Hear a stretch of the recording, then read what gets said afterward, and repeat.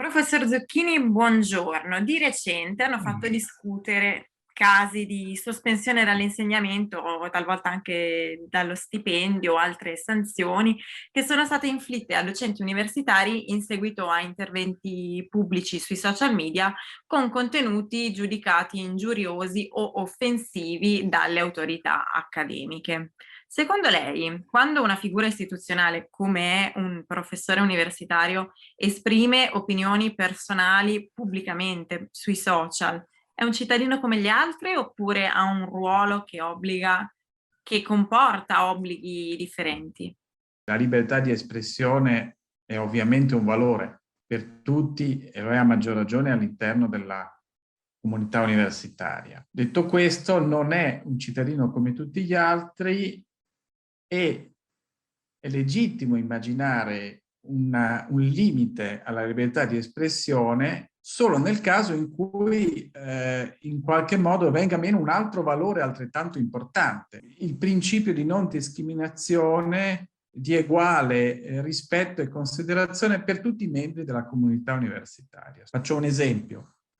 Un docente che dicesse che l'essere grassi è un segno di debolezza della volontà e che i grassi sono per questo motivo individui meno portati per lo studio, la ricerca o qualsiasi altra cosa, un docente che affermasse in un social, in un contesto pubblico, qualcosa di simile, a mio avviso, dovrebbe essere richiamato o in qualche modo sanzionato, perché questa è un'affermazione fortemente discriminatoria.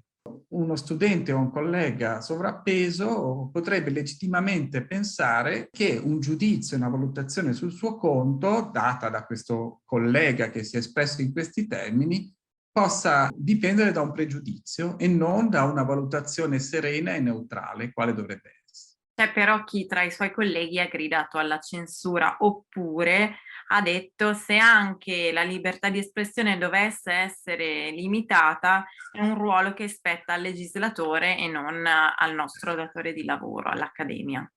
Innanzitutto il nostro datore di lavoro è un datore di lavoro un po' particolare, perché stiamo parlando comunque di una branca della pubblica amministrazione. Trovo perfettamente legale tutto quello che può avvenire, cioè la sanzione da parte dell'amministrazione universitaria è all'interno di norme legislative già esistenti, cioè, che regolano diversamente i comportamenti di chi non è membro della comunità universitaria rispetto a un ordinario, normale cittadino. Ma, ripeto, a mio avviso questo è legittimo perché altrimenti l'istituzione universitaria perde di credibilità, no? Cioè che credibilità può avere un docente, un ricercatore che esprime affermazioni fortemente discriminatorie una volta che si trovi di fronte un membro della comunità universitaria, studente o collega che appartiene a quella categoria contro la quale ha rivolto quelle affermazioni. È già un sospettato e questo fa perdere credibilità all'università come un'istituzione neutrale rispetto a queste caratteristiche, per così dire, accessorie. Ma secondo lei i social media sono un luogo pubblico o privato?